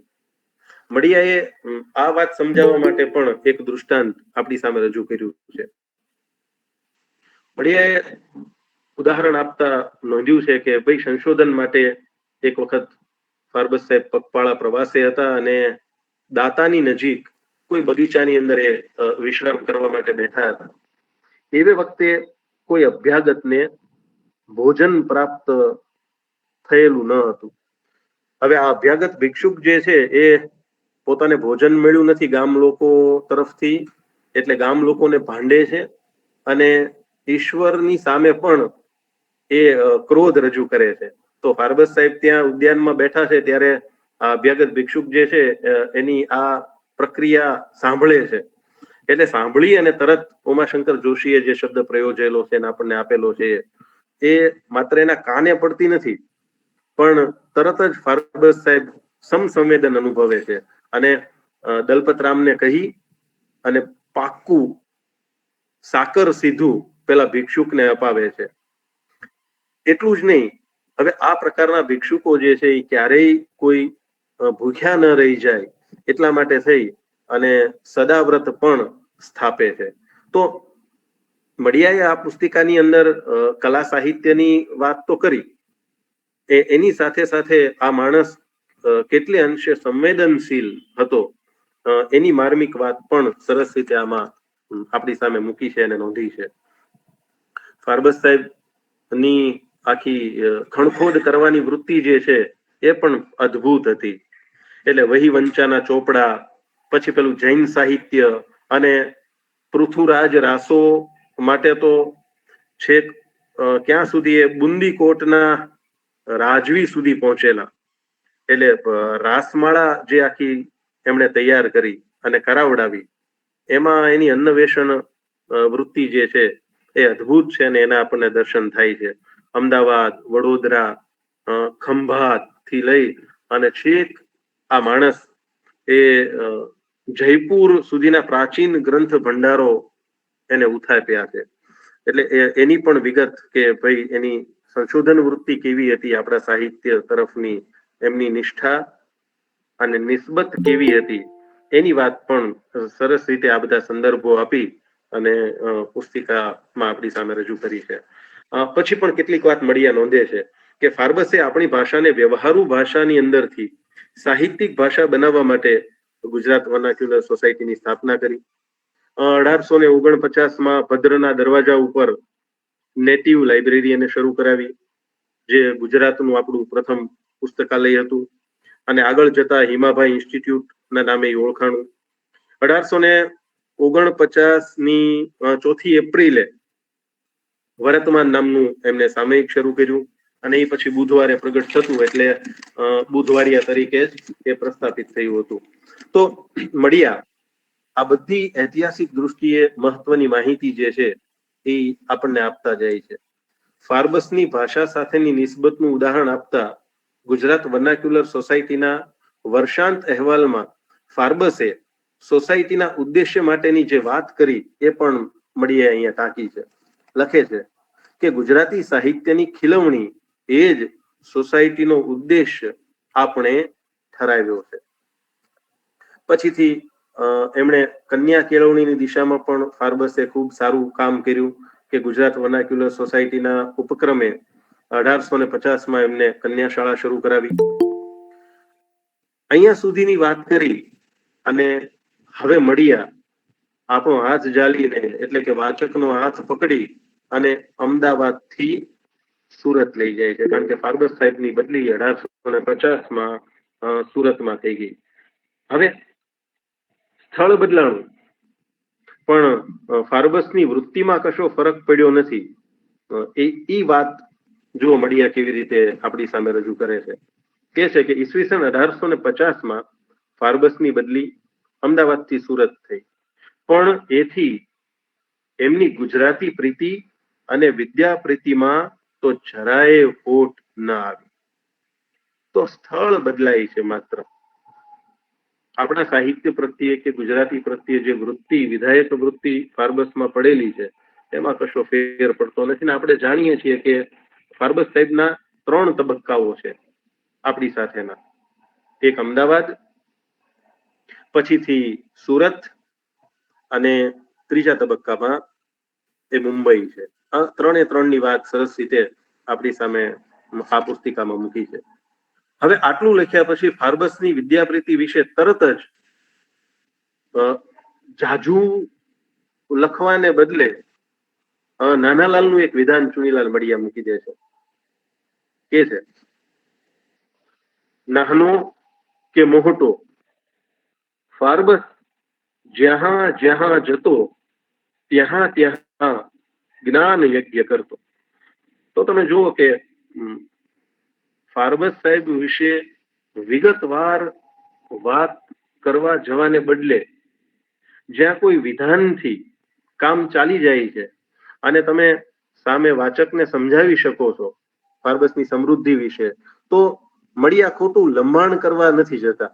એ સરસ રીતે નાનાલાલનું એક વિધાન મૂકી દીધું કે ભાઈ નાનો કે મોટો ફાર્બસ જ્યાં જ્યાં જતો ત્યાં ત્યાં જ્ઞાન યજ્ઞ કરતો. તો આ પણ આ પુસ્તિકાની અને આદરણીય મળિયાની બહુ અદ્ભુત ઉપલબ્ધિ છે. ચ્યુઇંગમની માફક એ કઈ વસ્તુ બહુ ખેંચતા નથી. પછી આપણને પુસ્તિકામાં આગળ લઈ જાય છે. એમાં સુરતમાં ફાર્બસ સાહેબે જે કાર્યો કર્યા એની કેટલીક સૂચિઓ આપે છે, જે હું તમારી સામે ખાલી એના મુદ્દા સ્વરૂપે જ મૂકી દઉં કે સુરતમાં અષ્ટાવિશી સોસાયટીની સ્થાપના ફાર્બસ સાહેબે કરી, સુરત સમાચાર શરૂ કર્યું, એન્ડ્રુસ લાઇબ્રેરીની સ્થાપના કરી હતી, 1850 નો જે શહેરી સુધરાઈને લગતો 26મો કાયદો આવેલો એ પણ દલપતરામ આદિને સાથે રાખી પ્રજાને એને વિશ્વાસમાં લઈ અને એ કામ સુરતમાં ફાર્બસ સાહેબે કરાવ્યું. એટલે એ પણ કેટલીક વિગતો આપણને મળિયા આપી દે છે. હવે મેં અગાઉ જેમ કીધું બરાબર, જોજો આ બહુ મજા આવી વસ્તુ છે. હું પછી તમને તરત અંત તરફ લઈ જાઉં છું. મારી પાસે જે 10 મિનિટ છે એમાં મળિયાએ 32 પાનાની આ પુસ્તિકા લખી એમ મેં કીધું.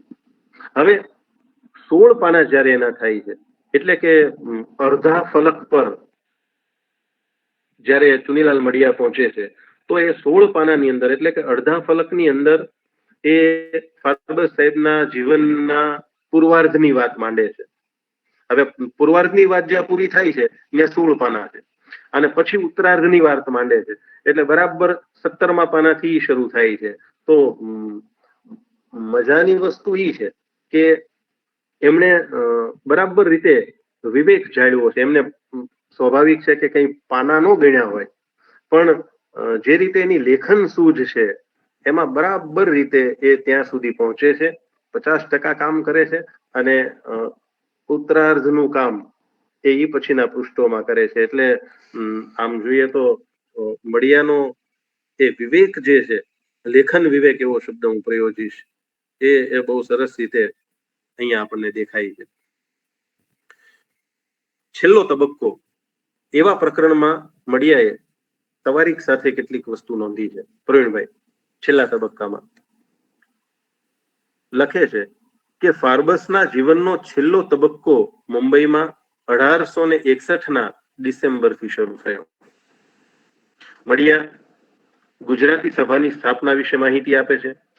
એમાં મનસુખરામનો સંકલ્પ, ડોક્ટર વિલ્સનના આશીર્વાદ અને ફાર્બસનો સર્વ પ્રકારનો સહકાર મળ્યો એની વાત અંદર એને નોંધેલી છે.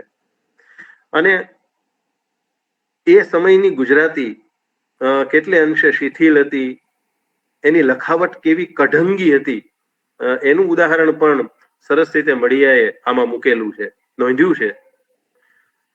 આ વ્યાપારી વર્ગના લોકોની ભાષા અદ્યાપી પયંત, જોજો પર્યંત નથી, અદ્યાપી પયંત દરિદ્રી અવસ્થામાં છે.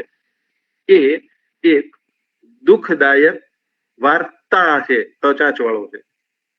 ભાષાના મૂળ નિયમ, હળ નથી લ, ભાષાના મૂળ નિયમ અને ધારા હજુ બંધાયા નથી. તો આપણે જયારે એવું કહીએ છીએ કે મળિયાએ આ વાત આપણી સામે મૂકી અને ફાર્બસે કેવા પ્રકારની આપણી ભાષા માટે સેવા કરી છે, ત્યારે આ ગદ્ય આપણે જોઈ છીએ ત્યારે ખબર પડે છે કે એ વખતનું ગુજરાતી કેટલું બધું શિથિલ છે અને મળિયાએ જે શબ્દ પ્રયોજો છે કેવી કઢંગી હાલતમાં છે. તો એવી વખતે એના ઉપર સંજીવની છાંટવાનું કામ ફાર્બસ સાહેબે કર્યું છે અને એ વાત એ આ પુસ્તિકાની અંદર બરાબર રીતે મળિયા સમાવતા જાય છે. તો આપણા ગુજરાતી લેખનની કક્ષા કેટલી બધી નીચી હતી એની વાત આની અંદર સરસ રીતે મૂકી છે. 17મા પ્રકરણમાં આપણે પ્રવેશ કરી છીએ, એટલે હવે અંત તરફ આપણે જઈએ છીએ. તેનું શીર્ષક છે આખી થઈ ગુજરાત ઉદાસી. આમાં ફાર્બસના અવસાનની વાત આવે છે. પ્રકરણના પ્રારંભે ફાર્બસ સાહેબની વિદ્યા પ્રીતિનો સુંદર દાખલો એ મળિયાએ ટાંકેલો છે. હવે અત્યારે ફાર્બસ સાહેબ બીમાર છે. એ બીમાર છે એટલે એમના કેટલાક મિત્રો એમને સૂચન કરે છે. મિત્રો કહે છે કે તમારું કામ અમને સોંપો. એ વખતે ફાર્બસનો જવાબ અદ્ભુત છે. મળિયાએ સરસ ઈ નોંધ્યો છે. જવાબમાં લખ્યું કે બીજી બધી પ્રવૃત્તિઓ તમે ઉપાડી લો, પરંતુ મેં જે સભા હમણાં જ સ્થાપી છે એનું કામ તો મારી જિંદગી ચાલશે ત્યાં સુધી મારે જ કરવાનું છે. તમે વિચારો કે આ માણસ બીમાર પડ્યો છે અને મરણ પથારીએ છે, એમ છતાં પણ પોતાએ હાથમાં લીધેલું કામ છે એ અન્ય કોઈને સોંપવા ઈચ્છતો નથી. 31મી ઓગસ્ટ 1865 ના દિવસે ટૂંકી પણ યશ ઉજ્જવલ જિંદગી જીવી અને ફાર્બસ સાહેબ આ ફાની દુનિયા છોડે. દલપતરામે લખ્યું, કીર્તિ કોટ કિનલાક જવાથી આખી થઈ ગુજરાત ઉદાસી. આખું ગુજરાત ઉદાસ બન્યું છે. એમણે જ આગળ નોંધ્યું કે લાડનો લડાવનાર દોસ્ત દિલદાર ગયો, કોણ હવે મને લાડ કોડથી લડાવશે. અને કહે દલપતરામ સાહેબ કિન લાક વિના કાવ્યની કિંમત હવે કોણ જાણનાર છે. અને હવે આ શબ્દો જુઓ, આદિત્યનો અસ્ત થતા થાય છે અંધારું ધબ, ફારબસ વિના એવી દુનિયા દેખાય છે. આમ જાણે ફાર્બસના જવાથી અંધારું ધબ થઈ ગયું હોય અને દુનિયા સાવ તમોમય બની ગઈ હોય એવી વસ્તુ આપણી સામે રજૂ કરી છે. એટલે અને હવે આ ફાર્બસ જે પ્રકારે એને અહીંયા કામ કરેલું છે એ કોઈ સ્મારકના મોહતાજ નથી, એ એમાં સમાશે પણ નહીં. એ વાત પણ મળિયાએ દલપતરામના શબ્દો ટાંકી અને છેલ્લે નોંધી છે. મળિયાએ નોંધ્યું છે દલપતરામના શબ્દોમાં, મળ્યા હશે બીજાઓને મોટા મોટા માનપત્ર, મળ્યા હશે બીજાઓને મોટા મોટા માનપત્ર, ચીંથરા થઈ જશે તે ચૂંથાઈ ચૂંથાઈને, બનાવી બનાવી બેસાડ્યા હશે બાવલા તે, પાવલની કિંમતે કરી જશે વેચાઈને, ને મસીદો મિનારા કે કરાવેલ કીર્તિ સ્તંભ, ઘણે દહાડે તે તો જશે સમૂળા ઘસાઈને, ને કવિતાથી ઠામ ઠામ કહે દલપતરામ, ફારબસ તણા ગુણ રહેશે ફેલાઈને, ફારબસ તણા ગુણ રહેશે ફેલાઈને. હું પણ અંતે ફાર્બસની સાથે સાથે આ પ્રકારના વામનમાં વિરાટ સમાવવાના કામ બદલ ચુનીલાલ મળિયાને દલપતરામના જ શબ્દોમાં અંતમાં કહું તો કે મળિયા તણા ગુણ રહેશે ફેલાઈને, મળિયા તણા ગુણ રહેશે ફેલાઈને. આવું સરસ મજાનું વિદ્યા પ્રેમી એવું નાનકડું એવું પણ સમૃદ્ધ અને વામનમાં વિરાટ સમાવેલું આ પરિચય પુસ્તિકા એટલે કે જીવન ચરિત્ર જે રીતે મળિયાએ મૂકેલું છે, એટલે દલપતરામના શબ્દો મેં છેલ્લે કીધા કે કાયમ યાદ રહેશે, મળિયા તણા ગુણ રહેશે ફેલાઈને. અડધી મિનિટની અંદર જેમાંથી મેં આ બધા સંદર્ભો લીધા છે એનો ઋણ સ્વીકાર કરી અને મારી વાત અડધી મિનિટમાં પૂરી કરું છું. આ વ્યાખ્યાન માટે મેં અર્વાચીન ગુજરાતી સાહિત્યનો ઇતિહાસ રમેશ ત્રિવેદી, સહરાની ભવ્યતા રઘુવીર ચૌધરી, સાહિત્ય પ્રવેશિકા હિંમતલાલ અંજારિયા, ચિદઘોષ અમૃતલાલ યાજ્ઞિક, શબ્દ સૃષ્ટિ 2020માં પ્રગટ થયેલો દીપક મહેતાનો લેખ, પ્રવીણભાઈ કુકડિયાએ કરેલો વિવેચનનો લેખ અને આદરણીય અમિતાભભાઈએ દક્ષાબાનો મને મોકલેલો ઇન્ટરવ્યુનો વિડીયો, આ બધા સંદર્ભોનો મેં મારા વક્તવ્યમાં ઉપયોગ કર્યો છે. હું તેમનો ઋણ સ્વીકાર કરું છું અને ચુનિલાલ મળિયા શતાબ્દી વર્ષ નિમિત્તે મને આ રીતે બોલવાનો અવસર આપ્યો એ બદલ મળિયા પરિવાર, કિરીટભાઈ, રાજેન્દ્રભાઈ મહેતા, સાગરભાઈ અને ખાસ પ્રવીણભાઈ કુકડિયાનો પણ હું આભાર માનું છું. અને જે બધા મિત્રો આમાં અત્યાર સુધી સમય આપી અને જોડાયેલા રહ્યા એમનો પણ ખૂબ ખૂબ આભાર માનું છું. નમસ્કાર. નમસ્કાર તુષારભાઈ, આપે એક 32 પેજની પુસ્તિકા વિશે ઘણું જ ડિટેલમાં વાત કરી, અસંખ્ય સંદર્ભો એમાં સાથે જોડી દીધા. આટલા ઊંડાણથી તમે વાત કરશો એવી કલ્પના ન હતી. આ એક અમારા માટે તમારી વ્યક્તિ તરીકેની બી એક પ્રાપ્તિ છે. આ પ્રવીણભાઈ કુકડિયાનો આભાર માનીએ કે તમારો પરિચય કરાયો. આગળ વાત કરવા રાજેન્દ્રને જણાવું છું, પછી પ્રવીણભાઈ આભાર દર્શન.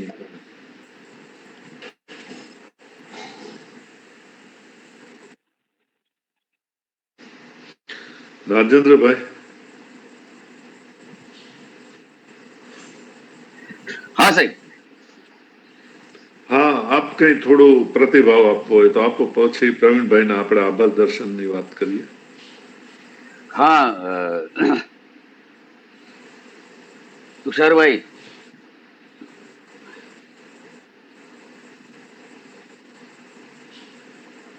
એમ આઈ ઓડિબલ? હા, સંભળાય છે. અચ્છા, તુષારભાઈ નો સ્ક્રીન ગયો છે એટલે મને એમ થયું. હા તુષારભાઈ, તમે સાંભળી શકો છો ને મને? અચ્છા, ઓકે. જી બિલકુલ સાહેબ. હા,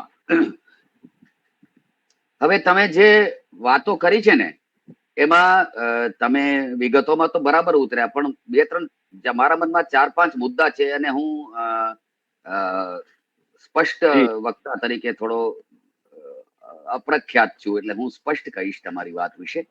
પહેલી વાત તો એ કે મળિયાએ જે આ પરિચય પુસ્તિકાનું શીર્ષક આપ્યું, બિલકુલ, વિદ્યા પ્રેમી ફાર્મર્સ, એ પરિચય પુસ્તિકા શ્રેણી સંપાદકે આપેલું છે કે મળિયાએ આપેલું છે?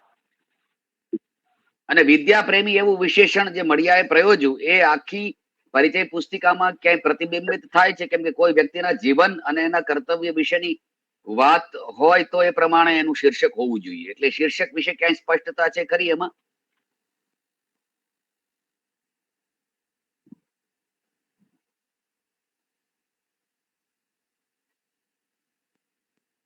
મને લાગે છે તુષારભાઈ કદાચ ડિસ્કનેક્ટ થયા છે કે એમને કશું, હું ફોન થી જોડાયો છું એટલે મને બહુ ખ્યાલ નથી આવતો.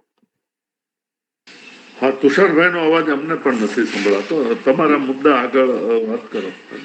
અચ્છા, પણ હું એવું માનું છું કે તુષારભાઈ સાંભળી રહ્યા હશે, કેમ કે જો ડિસ્કનેક્ટ થયા હોય તો હું મારા પોઈન્ટ્સ મૂકું એમના સુધી પહોંચશે નહીં.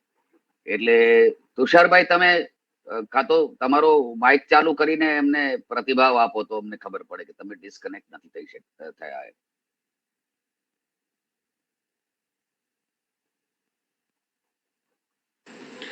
રાજેન્દ્રભાઈ, આ રેકોર્ડ થઈ હા, હવે ફરી જોઈન થયા છે. સારું. હા સાહેબ, કિરીટભાઈ તમારો પણ અવાજ કપાય છે. તુષારભાઈ, હું કેટલાક મુદ્દા મૂકી રહ્યો હતો તમારી સામે. એટલે હવે મારે વિશેષ કઈ કહેવાનું નથી. શીર્ષક કોણે નક્કી કર્યું એ તમારો મુદ્દો હતો.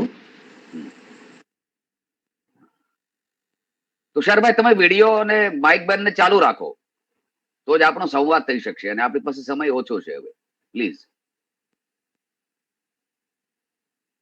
હા, તમારું માઇક પણ ચાલુ કરો અને વિડીયો પણ ચાલુ કરો.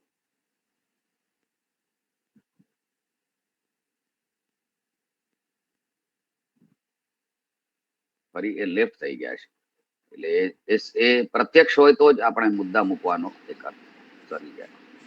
નહીં, આ રેકોર્ડ તો થાય છે ને રાજેન્દ્રભાઈ, પછીથી એ સાંભળી લેશે. અત્યારે તમારા મુદ્દા મૂકો તમે. અચ્છા, હવે પેલો એટલે વિદ્યા પ્રેમી ફાર્મર્સ જે એવું એમણે શીર્ષક આપ્યું, મળિયાની તમામ સર્જનાત્મક કૃતિઓ અને જે બાકીની કૃતિઓ છે જે સર્જનાત્મક શ્રેણીમાં નથી આવતી એ બધાના શીર્ષક બાબતે મળિયા સભાન રહ્યા છે એમ આપણે બહુ ખાતરીપૂર્વક કહી શકીએ. એટલે શીર્ષક એવું, કેમ કે થતું શું હોય છે કે પરિચય પુસ્તિકા તો મૂળ એક શ્રેણી હતી અને શ્રેણીના મુખ્ય સંપાદક વાડીલાલ ડગલી રહ્યા અને પછી યશવંત દોશી પણ રહ્યા અને સુરેશ દલાલ પણ રહ્યા. એટલે શ્રેણી સંપાદકે શીર્ષક આપ્યું હોય એવી પણ એક સંભાવના છે. એ એક વાત હતી. બીજું, પ્રભાશંકર પટ્ટણી ના પુસ્તક જે હમ. પ્રભાશંકર પટ્ટણી વિશે મુકુંદ પારાશરીએ જે પુસ્તક લખ્યું છે હમ. એમાં તમે જે પ્રશંસા અંગ્રેજો વિશેની વાત પ્રભાશંકર પટ્ટણીના અનુભવની જે કહી છે ને એની સાથે 1% પણ સહમત થઈ શકાય એમ નથી. કેમ કે જયારે કાઠિયાવાડી પ્રજા પરિષદની સ્થાપના કરી અને ગાંધીજી કાઠિયાવાડી પ્રજા પરિષદ ની એક બેઠક ભાવનગર રાજ્યમાં રાખવા માંગતા હતા ત્યારે પ્રભાશંકર પટ્ટણીએ એમને ધમકી ભરો પત્ર લખેલો કે તમે જો ભાવનગર રાજ્યની સરહદમાં ભાવનગર રાજ્યની હદમાં કાઠિયાવાડી પ્રજા પરિષદની બેઠક કરશો તો હું તમારી ધરપકડ કરીશ ને તમને ભાવનગરની જેલમાં પૂરી દઈશ. અને આ પ્રશ્ન એટલે એમનો જે પ્રભાશંકર પટ્ટણીનો આ પત્ર છે એ અમૃતલાલ શેઠના પુસ્તક અંતરનાદમાં અક્ષરશ છપાયો છે. એટલે તમે જે પ્રભાશંકર પટ્ટણી નામ ઉલ્લેખ દ્વારા એનો સંદર્ભ આપીને અંગ્રેજોનું જે ઉજળી બાજુ રજૂ કરવાનો પ્રયત્ન કર્યો છે ને એ એકાંગી છે. અને એ પુસ્તક પ્રભાશંકર પટ્ટણી ના જીવન દર્શનનું મુકુંદરાય પારાશરીએ લખ્યું છે એ આખું પુસ્તક જ એકાંગી છે અને મેં એનો રિવ્યુ કર્યો છે. એક વાત. ત્રીજી વાત, તમે જેમનો ઉલ્લેખ વારે વારે મનસુખરામ તરીકે કર્યો છે એમનું નામ મનસુખરામ નહીં પણ મનહસુખરામ એટલે કે મન અને સુખની વચ્ચે વિસર્ગ ચિહ્ન છે એટલે મનહસુખરામ ત્રિપાઠી છે. અને મનહસુખરામ ત્રિપાઠી વિશેની 2-3 રોચક બાબતો એવી છે કે એક તો જ્યાં એમણે 1869 ફાર્બર્સ જીવન ચરિત્ર અને ફાર્બર્સ વિરહ નામનું પુસ્તક લખ્યું છે એક વાત. બીજું, નડિયાદમાં જે પ્રસિદ્ધ ડાહીલક્ષ્મી લાઇબ્રેરી છે ડાહીલક્ષ્મી મનહસુખરામના પત્ની હતા. મનહસુખરામ આમ ગોવર્ધનરામ ત્રિપાઠીના કાકા થતા હતા. અને ત્રીજી વાત કે મનહસુખરામ એ મૂળ વેદાંતી હતા અને અદ્વૈતવાદ વિશેના પણ એમણે પુસ્તકો લખ્યા છે. અને રમણભાઈ નીલકંઠે ભદ્રમ ભદ્રનું જે પાત્ર સર્જ્યું એ મનહસુખરામ ત્રિપાઠી ઉપરથી સર્જ્યું છે એમ આપણે સ્વીકારેલું છે. એટલે એવું કે એમણે લખ્યું નથી પણ એ એક પ્રકારનું જે એમણે જે પેરડી કેરેક્ટર કર્યું કે જેને કેરિકેચર કર્યું એ મનહસુખરામ ત્રિપાઠીના જીવન ઉપરથી કર્યું છે. છેલ્લી વાત કે તમે એમ છેલ્લે જયારે કહ્યું કે ગુજરાતી ભાષાનું લેખન કેટલું કાચું હતું એના પર મળિયા ભાર મૂકે છે તો એ વાત સાથે પણ સહમત થઈ શકાય એવું નથી.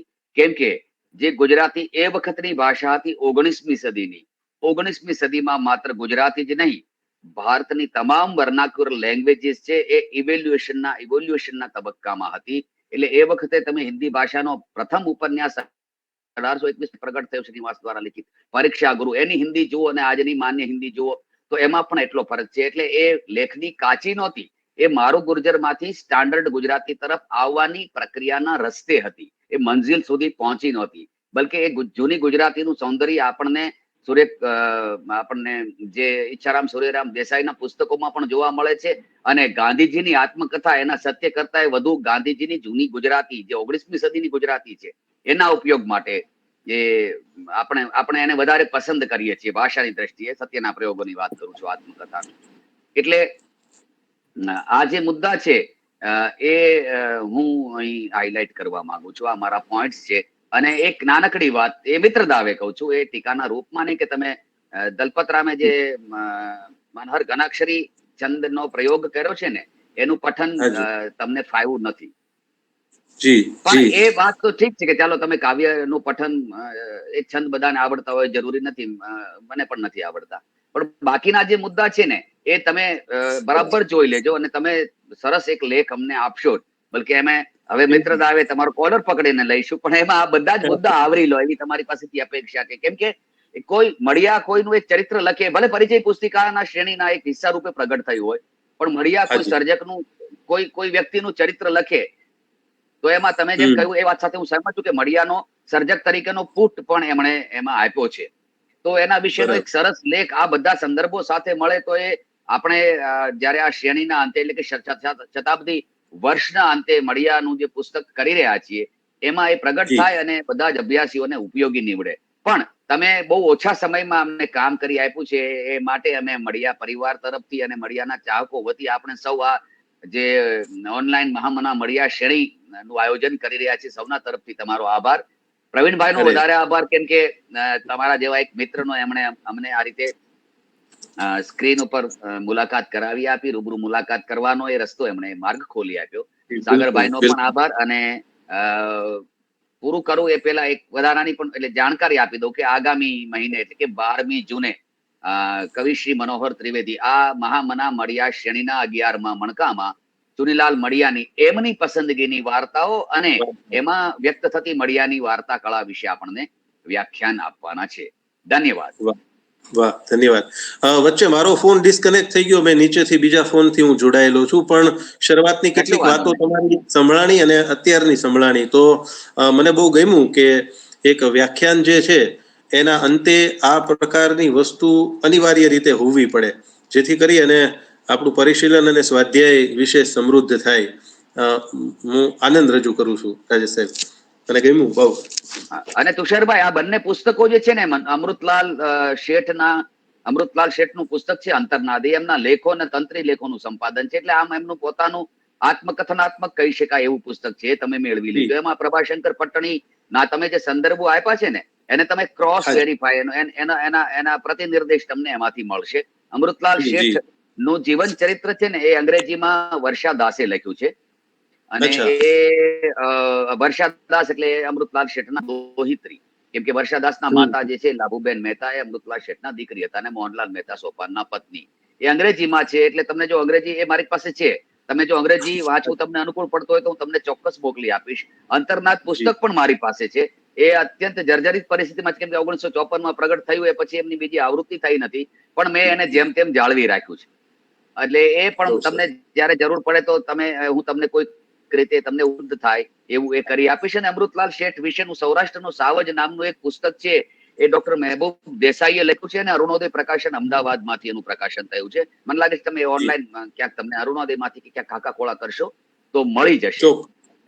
એટલે એ ક્રોસ રેફરન્સ જોશો ને, એટલે તમને પ્રભાશંકર પટ્ટણીના ચરિત્રની જે એક બાજુ દેખાય છે ને અંગ્રેજો વિશેની, એ તમને બીજી બાજુ દેખાય છે કે એ અંગ્રેજોના કેટલા પિઠ્ઠુ હતા. અને આ પિઠ્ઠુ શબ્દ હું બહુ સભાનતા પૂર્વક પ્રયોજી રહ્યો છું. બાકી ગાંધીજીને એ સમયમાં ગાંધીજીની સામે અંગ્રેજો પણ હથિયાર હેઠા મૂકી દેતા હતા. ગાંધીજીને એમણે એરેસ્ટ નથી કર્યા.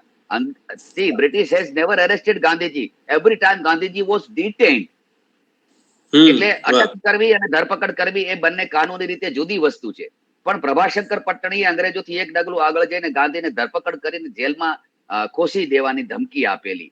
એટલે કેમ કે અંગ્રેજોની તરફે હતા એ સમયે. એટલે ખેર આ એક મુદ્દો અલગ છે આમ, પણ એ તમે આ બધા સંદર્ભો સાથે જોડીને જોશો ને તો અંગ્રેજો વિશેની જે નવી પેઢીના મનમાં છાપ છે એની સામેની બાજુએ એક ફાર્બર્સ જેવો વ્યક્તિ છે, જે દેશમાં આવે છે ત્યાંનો થઈને રહે છે. Where in Rome do as Romans do, દેશ એવો વેશ, એ પ્રકારની એમની ભાવના રહી છે. અને એમનું કર્તવ્ય પણ એવું રહ્યું છે ગુજરાતી ભાષા પ્રત્યે, ભારતની સંસ્કૃતિ પ્રત્યે. તો બધા જ માણસો ખરાબ નથી હોતા, એટલે કે અંગ્રેજોમાં કોઈ એક એવા જે જૂજ વ્યક્તિઓ એવા પણ છે કે જે ખરેખર ભારત ભૂમિને એની સંસ્કૃતિને પ્રેમ કરતા હતા. તો એ વાત તમે ત્યાં એને હાઈલાઈટ કરી શકશો એમ. મનસુખરામ ત્રિપાઠી એ છે કે એ ફાર્બસ સભાના સ્થાપક સભ્યોમાંના એક હતા એ વખતે. બસ આટલી વાત છે મારી. થેન્ક યુ તુષારભાઈ, માથું ના લગાડશો. અરે બિલકુલ, મને તો ગમ્યું. તમે બોલતા હતા એટલે મેં નીચેથી બીજો ફોન મગાવ્યો અને આમાંથી ડિસ્કનેક્ટ થયું એટલે ફટાફટ પાછું જોડાણું. પણ મોસ્ટ ઓફ બધી વચ્ચે કદાચ થોડી સેકન્ડોની વાત હું ચૂક્યો, પણ તમારે એવી કહેવાની પણ જરૂર ન હોય કે ખોટું ન લગાવશો એવું. તમે તો અધિકારપૂર્વક બધું કાન પકડીને ખેંચીને કહી શકો. Disagreement is the beauty of democracy. અસહમતિ છે લોકશાહીનું સૌંદર્ય છે. ના બિલકુલ બિલકુલ. અને મને ખૂબ મજા આવી અને ગમ્યું. Thank you. જી થેન્ક યુ. મારી વાત પૂરી કરું છું. પ્રવીણભાઈ, આપ આભાર દર્શન કરશો. હા, સરસ. તુષારભાઈ બધા. પ્રવીણભાઈ ફોન થોડો ઊંચો કરો, થોડો. યસ બરાબર, ઊંચો કરો. બસ સફાળા બેઠા થઈ જાઓ. સુતા ગુજરાતી સાહિત્યને તમારું તમે ઉભા થઈ જાઓ, ટકતા રહેવાની જરૂર છે. બસ સરસ. ક્યાં વાત ભણી લીધા અને આખી વાતને ટૂંકી એવી એક પુસ્તિકા વિશે સરસ વિસ્તાર પૂર્વક અને વ્યવસ્થિત રીતે બધી વાત વણી લીધી.